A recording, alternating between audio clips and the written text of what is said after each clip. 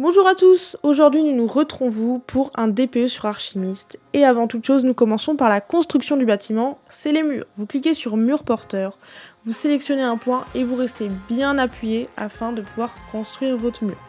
Vous définissez la longueur et vous essayez de faire des beaux angles droits, sinon ça va pas ressembler à grand chose.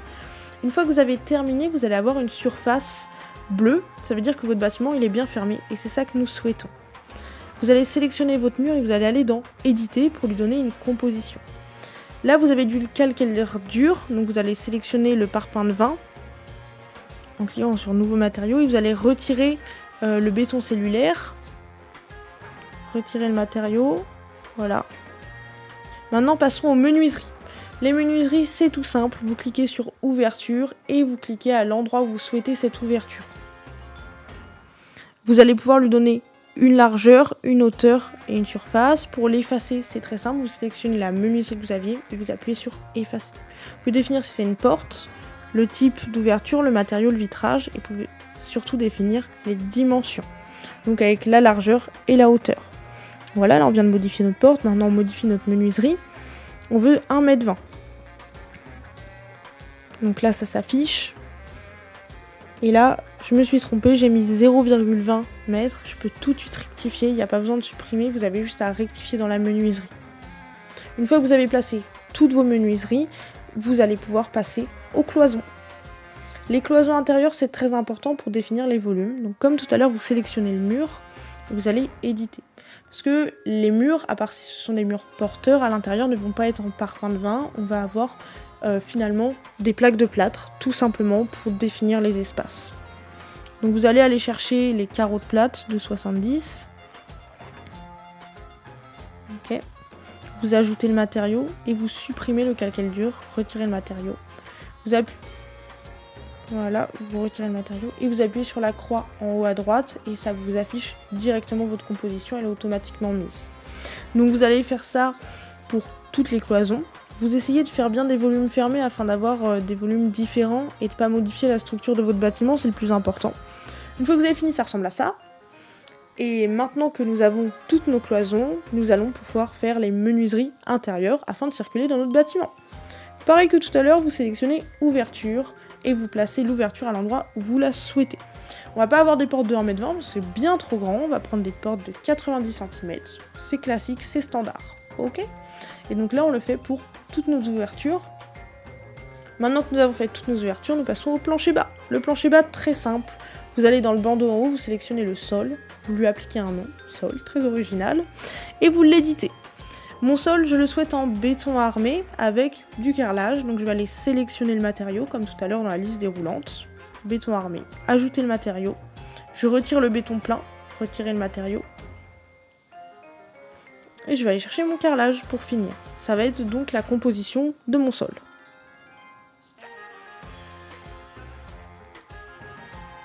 Ok, vous cliquez sur la croix en haut à droite et ça a donné la composition que vous aviez définie.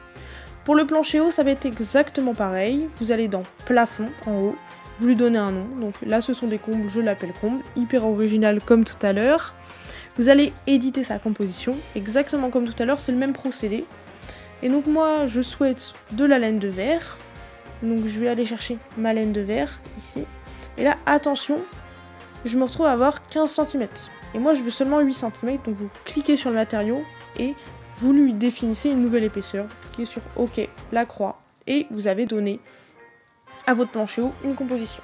Passons maintenant au scénario de chauffage. Vous allez dans édition, scénario de chauffage, et là, vous allez pouvoir définir votre scénario à vous, comment va être utilisé votre bâtiment. Par exemple, moi, je veux modifier la température extérieure. Elle était placée à 0 initialement, et je la souhaite à -9. J'ai juste à modifier les chiffres, et ça s'applique. Maintenant, la dernière partie, les générateurs de chaleur. Vous cliquez sur générateur, vous cliquez sur la pièce où vous souhaitez le générateur, vous lui donnez un nom, vous choisissez le type de générateur, donc vous descendez, moi je souhaite des radiateurs individuels électriques, et vous choisissez l'énergie. Vous allez pouvoir définir la puissance de votre radiateur, c'est très important. On va chercher à avoir un bilan proche de 0, entre moins 100 et plus 100 dans chaque pièce si c'est possible, ou en tout cas un bilan général proche de 0. Donc vous mettez des générateurs dans chaque pièce et vous définissez le bilan. Donc par exemple ici je vois que j'ai trop d'énergie, vous le voyez en vert, et là il m'en manque. Donc, je vais pousser la porte pour voir, il me manque 300 watts, donc c'est beaucoup.